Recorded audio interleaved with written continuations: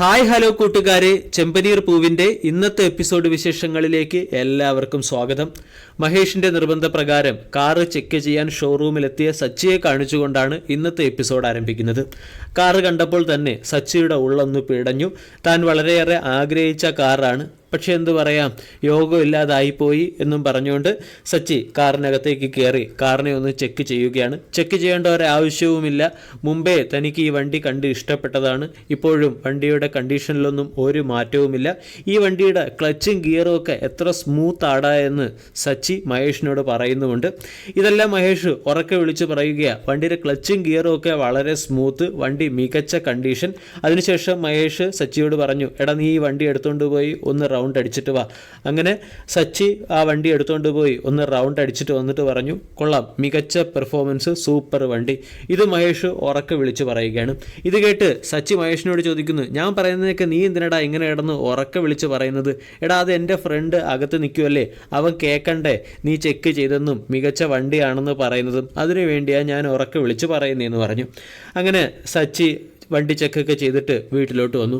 വീട്ടിലോട്ട് വന്നപ്പോഴത്തേക്ക് അവിടെ രേവതി അണിഞ്ഞൊരുങ്ങി നിൽക്കുകയാണ്. രേവതി പറഞ്ഞു, സച്ചിയേട്ടാ പെട്ടെന്ന് റെഡിയാവ്, നമുക്ക് അമ്പലത്തിൽ പോകണമെന്ന്. അത് കേട്ടപ്പോഴത്തേക്ക് സച്ചി ചോദിച്ചു, എന്താ ഇത്ര പെട്ടെന്ന് നിനക്ക് അമ്പലത്തിൽ പോകണമെന്ന് പറയാൻ കാരണം? അപ്പം പറഞ്ഞു, അന്ന് നമ്മൾ പൂമാല കയറ്റിവിട്ട വണ്ടി കാണാതായില്ലേ, അന്നേരം ഞാനൊരു നേർച്ച നേർന്നായിരുന്നു അമ്പലത്തിൽ പോയി ചില പൂജകളൊക്കെ ചെയ്യാമെന്ന്. അത് നമുക്ക് ഇന്ന് തന്നെ ചെയ്യണം, വളരെ അത്യാവശ്യമാണ് എന്ന് രേവതി സച്ചിയോട് പറയുന്നു. അങ്ങനെ മനസ്സോടുകൂടി സച്ചി രേവതിയെയും കൂട്ടി അമ്പലത്തിലേക്ക് എത്തുന്നു. അമ്പലത്തിലെത്തിയപ്പോൾ അമ്പലത്തിൽ ലക്ഷ്മിയെയും ദേവിയെയും കാണാൻ പറ്റി.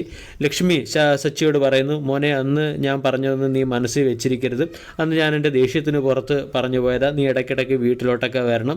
സച്ചി പറയുന്നു, ശരി അമ്മേ, ഞാനതൊന്നും മനസ്സിൽ വെക്കുന്നില്ല, ഞാൻ ഇടയ്ക്കിടയ്ക്ക് വീട്ടിലോട്ടൊക്കെ വരാമെന്ന് പറയുന്നു. അതിനുശേഷം സച്ചി അമ്പലത്തിനകത്തേക്ക് കടന്നപ്പോൾ മുമ്പ് ഷോറൂമിൽ വെച്ച് കണ്ട അതേ കാർ അമ്പലത്തിലും കിടക്കുന്നതായിട്ട് സച്ചി കാണുന്നു. അതുകൂടെ കണ്ടപ്പം സച്ചിക്ക് വളരെ വിഷമമായി. അതിനുശേഷം അമ്പലത്തിനകത്ത് ചെന്നപ്പോൾ അമ്പലത്തിനകത്ത് മഹേഷ് നിൽക്കുന്നു. മഹേഷിനോട് ചോദിച്ചു, നീ എന്താടാ ഇവിടെ നിൽക്കുന്നത്? അപ്പോൾ മഹേഷ് പറയുന്നു, എടാ ഞാൻ പറഞ്ഞില്ല എൻ്റെ ഒരു കൂട്ടുകാരൻ്റെ കാറ് മേടിച്ചെന്ന്, ആ കാറ് പൂജയ്ക്കായിട്ട് കൊണ്ടുവന്നതാണ്. ഉടൻ തന്നെ സച്ചിയുടെയും രേവതിയുടെയും മുന്നിൽ വെച്ച് പൂജാരി വരുന്നു. പൂജാരി കാറിന് മുന്നിൽ ആരതി ഒഴിയുകയാണ്. അപ്പോൾ സച്ചി മഹേഷിനോട് ചോദിച്ചു, എടാ നിൻ്റെ കാറ് മേടിച്ച കൂട്ടുകാരൻ എവിടെ? കാറിൻ്റെ പൂജ നടക്കുമ്പോഴും കൂട്ടുകാരനെ കാണുന്നില്ലല്ലോ. അപ്പോൾ മഹേഷ് പറഞ്ഞു, എടാ കൂട്ടുകാരൻ ഇവിടെയൊക്കെ തന്നെ ഉണ്ട്. പൂജാരി പൂജ കഴിഞ്ഞതിന് ശേഷം രേവതി എന്ന് വിളിച്ചുകൊണ്ട് കാറിൻ്റെ താക്കോല് വാങ്ങാനായിട്ട് രേവതിയെ വിളിച്ചു. അത് കേട്ട് സച്ചി ആകെ ഷോക്കിലായി നിൽക്കുകയാണ്. രേവതി മുന്നോട്ട് വന്ന് കാറിൻ്റെ താക്കോല് വാങ്ങിക്കുകയും താക്കോല് മേടിച്ച് ദൈവത്തെ തൊഴുതതിന് ശേഷം ആ താക്കോല് സച്ചിയുടെ കയ്യിലേക്ക് കൊടുക്കുകയും ചെയ്തു. ഇത് കണ്ടിട്ട് സച്ചിക്ക് കാര്യങ്ങളൊന്നും മനസ്സിലാകുന്നില്ല. സച്ചി ആകെ ഷോക്കായിട്ട് നിൽക്കുകയാണ്. അപ്പോൾ സച്ചി രേവതിയോട് ചോദിച്ചു, രേവതി നീ എന്തിനാണ് ഈ താക്കോല് വാങ്ങുന്നത്? അത് കേട്ടപ്പോൾ ലക്ഷ്മി കാര്യങ്ങളെല്ലാം സച്ചിയോട് തുറന്നു പറഞ്ഞു. അന്ന് പൂ വിറ്റ് കിട്ടിയ ലാഭം കൊണ്ട് രേവതി സച്ചിക്ക് വേണ്ടി വാങ്ങിയ കാറാണെന്ന് കൂടി പറഞ്ഞു. ഇതെല്ലാം കേട്ട് ആകെ അമ്പരന്ന് നിൽക്കുകയാണ് സച്ചിക്ക് ഒന്നും പറയാൻ പറ്റുന്നില്ല. സച്ചിയുടെ മനസ്സിൽ വികാരങ്ങളുടെ ഒരു വേലിയേറ്റം തന്നെ സംഭവിച്ചുകൊണ്ടിരിക്കുകയാണ്. ഈ സമയത്ത് മഹേഷ് സച്ചിയോട് പറഞ്ഞു, എടാ നീ ഒന്നും ആലോചിക്കണ്ട, നീ ഈ കാറിനകത്ത് രേവതിയെയും കയറ്റി ഒന്ന് കറങ്ങിയിട്ട് വാ, ഞങ്ങൾ ഈ ഓട്ടോയുടെ ഓണറിന് അടുത്ത് എത്തിച്ചേക്കാം.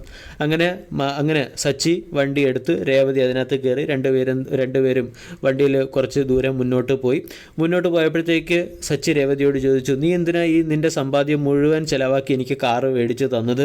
നിനക്ക് ആ പൈസയ്ക്ക് നിനക്ക് വേണ്ടി എന്തെങ്കിലും വാങ്ങിക്കൂടായിരുന്നു എന്ന്. അത് കേട്ടപ്പോൾ രേവതി സച്ചിയോട് തിരിച്ചു ചോദിക്കുകയാണ്, സച്ചിയേട്ടൻ എന്തിനാ എനിക്ക് സച്ചിയേട്ടൻ്റെ സമ്പാദ്യം മുഴുവൻ മുടക്കി ഒരു പൂക്കട മേടിച്ച് തന്നതെന്ന്. അങ്ങനെ രണ്ടുപേരും വളരെ ഇമോഷണലായിട്ട് പെരുമാറുന്ന ഒരു സീനാണ് കാണുന്നത്.